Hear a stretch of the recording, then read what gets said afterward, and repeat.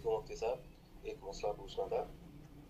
अगर हमें किसी को ज़कात देनी हो जो बज़ाहिर ज़रूरतमंद हो, भले वो कमाता हो लेकिन इतना नहीं कमाता कि उसकी हालिया ज़रूरत पूरी हो, तो क्या उसको ज़कात देना जायज़ है बगैर पूछे?